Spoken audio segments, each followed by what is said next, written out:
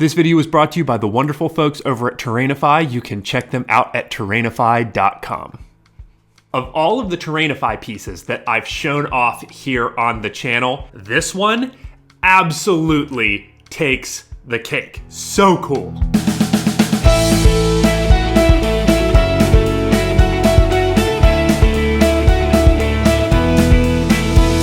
Welcome back to the channel, everybody. My name is Garmin. This is the Storycraft Society, and historically in the past, I have had a working relationship with Terrainify, those fine folks who make the best 3D printed terrain that you can buy. They make it in amazing painted versions where you can get the pieces where they are totally 100% finished, but they also sell them like this, where they are unfinished. When I was perusing their website, I found this Arcane Sanctum piece, and immediately my mind started running with story potential and cool things that I could do with a ruin like this. And then I also started to think to myself, hey self, they make the stuff look good. You do the terraining, so why don't you try to make the stuff look good? And that is the anchoring point of today's video. I'm gonna take this unfinished Terrainify piece. It is 3D printed in wonderful quality, and I'm gonna see what I can do to take this thing up to the next level, get it painted and finished up and ready to go on my table. Now you'll notice it comes in 4 separate pieces. So the first thing that we're gonna have to do is get that all fixed up and working in the right way. But with that said, I'm just so excited. Let's get down to the table, start working on it and getting this thing ready to go. So obviously before we can start painting this thing, we need to get it primed. And before we can do that, we have to get all the pieces attached together. The cool thing about these Terrainify pieces is that you can absolutely 100% make this as complicated as you would like to. It could be just as simple as super glue the pieces together and you're done. They all go together very, very, very easily. Or if you want to make it into a show quality piece, you could take and fill every single gap super meticulously so that you wouldn't even notice that they're there. And that's actually one thing that I really appreciate about the Terrainify pieces. They seem to fit a really wide range of interest levels. I personally like to live right in the middle. I don't like to be super simple because I want my pieces to look pretty good, but I also am not going to make this a show quality piece because for me, getting terrain onto the table for my players is my #1 priority, and I want to have time to make more stuff and get more terrain on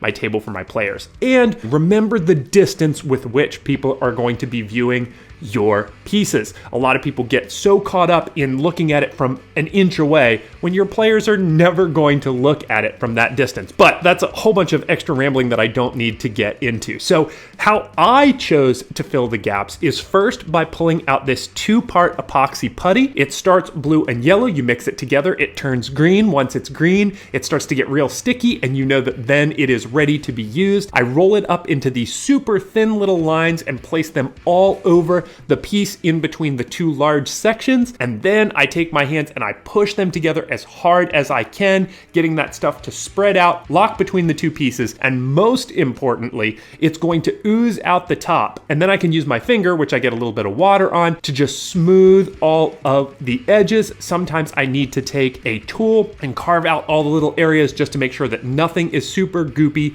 And that is that. The next thing that I use is super glue and baking soda. So I really like super glue with these types of pieces because it dries so quickly. But if you want an even extra quick dry, this is my forever trick tip when it comes to super glue. Remember that you can put baking soda on it and it cures instantly. The only thing is that it leaves a little bit of a texture behind. That texture to me in a lot of cases is actually a huge positive, but just remember it's not going to dry smooth. It is going to have a little bit of a kind of uneven texture to it. But with that done, I got the piece put together. I have to wait for the epoxy to dry, although theoretically I guess I could forget about that in general because the super glue is going to hold it together. But once that's done, I'm going to get Olivia to spray it black for me. She's going to be using an Army Painter black rattle can to get this all black primed up, and then it'll be time to move on to paint.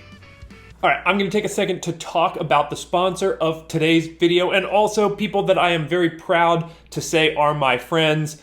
the fine, wonderful folks over at Terrainify. So Terrainify was founded in 2016 by John, who is a lifelong gamer who was dedicated to using 3D printing to bring your gaming table to life, to take beautiful sweeping vistas and bring them to your tabletop gaming. Terrainify is a small business from Omaha, Nebraska, where all their terrain is made in Omaha, Nebraska, and then painted by their team there. There's nothing that is being made overseas that are then being shipped here and claimed to be a small business product. No, they make all of their stuff right in-house. All of Terrainify's products are offered in 3 file formats. The first one is STLs, which are the cheapest option. You can buy those and print them yourself at home if you have access to a 3D printer. The next price point is that they can print the models for you. They will print them and ship them right to you, most models ranging between $15 and $50 depending on the size. Some of them are a little bit more expensive, but again, when you're talking about those bigger prices, you're talking about really,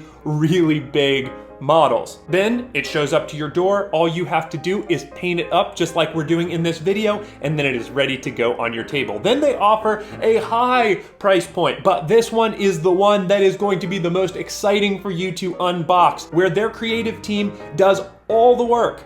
They print them, they paint them, they put all of the flock and all that stuff on them, and then they send them to you, and the only hours of work that you have are cracking open the box and being excited about your new terrain. Terrainify is committed to offering all these different price points because they want to help every tabletop gamer. Despite their crafting skill or their price point, there is something that will work for you on their website. Speaking of their website, Terrainify.com is where you can go to pick up all of these amazing pieces. They have PDF downloads of gaming mats, they've got terrain, they've got all kinds of different products. You have to go check out the website and peruse through for yourself to see the absolutely ridiculous width of products that they have. But as far as terrain goes, they have 13 different terrain sets with 8 basic painting themes and 22 deluxe painting themes. And I'm actually reading this from the list of talking points that they gave me. They have 5,000 different combinations of things that you can get. It's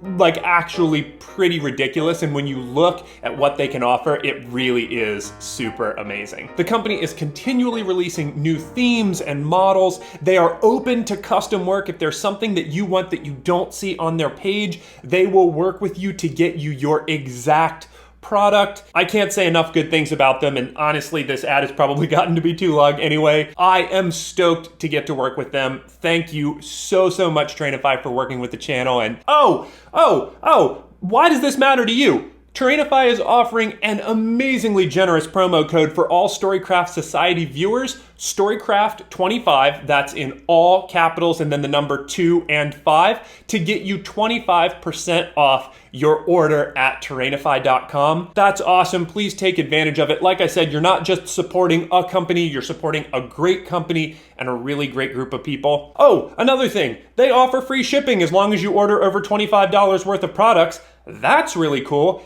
And lastly, if you want to check them out, Terrainify.com, but you can also check them out on Facebook and join the community there, or they have recently just launched a Patreon and you can touch base with them there if you wish. All right, that's it. Let's get back to the video. As we jump into painting, it is important that I remind you that this will be an all emotions paint job.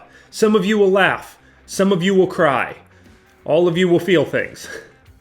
I do not consider myself amongst the ranks of exceptional painters out there. Painting is my part of the process that I just want to do and get it over with so that my piece has cool color and it's on the table. Some of you, I'm sure, can relate. And the cool thing is that these Terrainify pieces work exceptionally well for that. They take out all of the guesswork. Everything is obvious what it is supposed to be, which nothing drives me more nuts than when you're trying to paint a model and there's like little tiny bits that you can't figure out what it's supposed to be.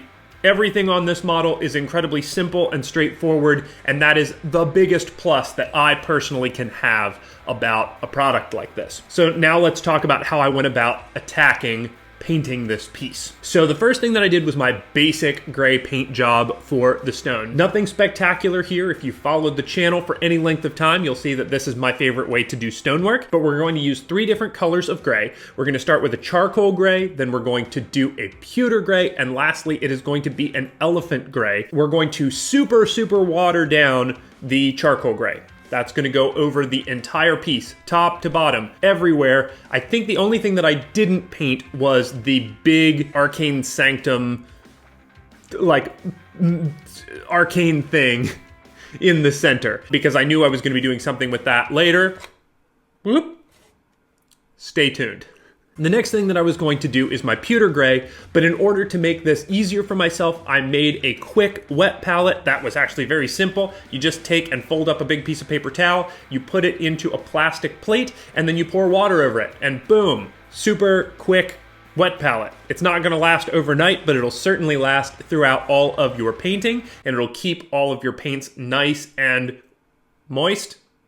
Ooh. I went into my pewter gray next, and I tried to be very selective over the tops of the stone blocks to give them difference from their low areas to their high areas, but I made sure to really kind of tap the paint in instead of going over the top. With a 3D printed model, there's going to be little layers and artifacts from the 3D printing process. That's just part of it, but you can get around it this way by, instead of doing a drag across the top surface like I would do if I was doing a foam model, I tap the brush, and that certainly works better to hide all of those little artifacts. The final step was the highlights on top of the stonework, which is going to be an elephant gray, but a lot of times that elephant gray is too bright from the pewter gray. So what I like to do here is mix that with the pewter gray that I already have out on my palette, and then I'm going to, just like I did before, go in and tap the brush over the top of all of the stones, and I'm going to do a little bit less of an area than I did with the pewter gray. That way it gives some 3D depth to my stonework, and by using the side of the brush, I don't have to worry about getting down into the nooks and crannies where I want my charcoal gray to shine through. The next thing I needed to do was all the accents in the stonework. I think having a second color stonework always is a little bit more captivating for the eye than everything just being a flat gray. Could you do it in a flat gray and that's everything? 100%. And part of me would do that.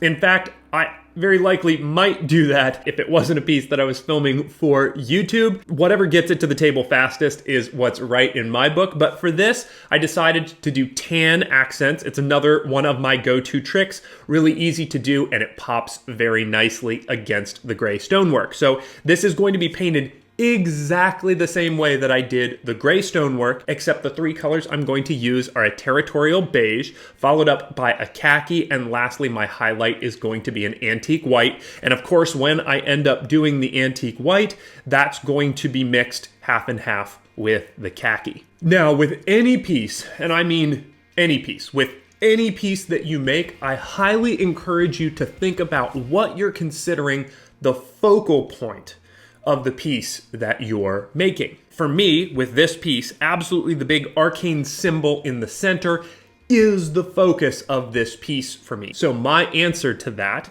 is that I decided to paint it in 2 colors of metallic paint. The first thing I did was I went over the whole thing with a copper metallic paint. That's going to give me kind of a reddy, dark color that's going to be down in the recesses. And then very simply, I went over the top of the whole thing with a gold metallic paint, and that gold is just going to be over the very top, and then that depth of copper leading up to gold is going to really grab the eye, and the shimmer of that metallic paint is going to stand out exceptionally well against the stonework in a way that really will drag your eye right to that center focus of the piece 100% of the time. And that is the goal of making any piece. For me, is I want to pull the eye in the right way and make people focus on the important part of the piece. After I finished doing the gold over the top of the actual arcane symbol, I also grabbed just a couple more of the little tiny details across the piece in that same gold to make it look like it was all one uniform piece, specifically the tops of the little pillars at the stairs, and then the accents over the door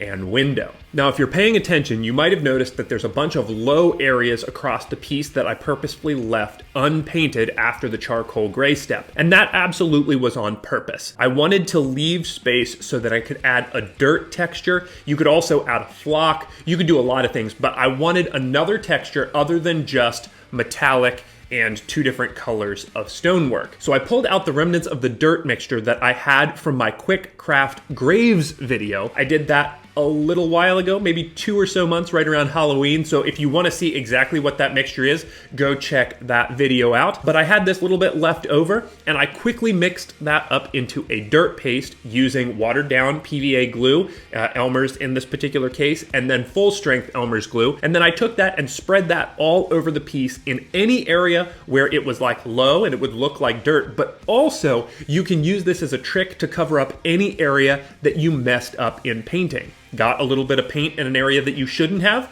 Put some dirt over it. It will look natural because the dirt could be anywhere and everywhere, but also you're hiding all of those little mistakes that you don't want someone to see. Of course, it leaves dry time. We all know how I feel about dry time. But the cool thing is that this dry time is at the very end of the project, so I cannot be super bummed about that.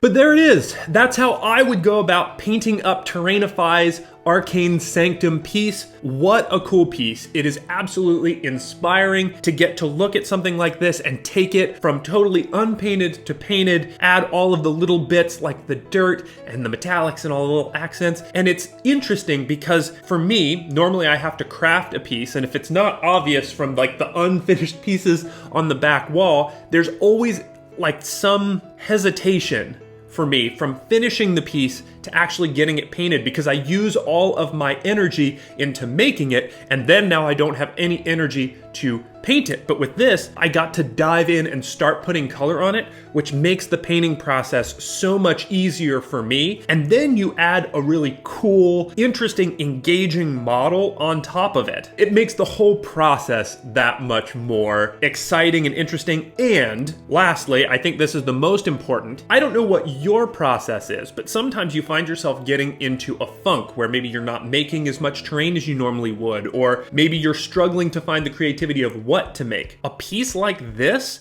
will start up hand gestures.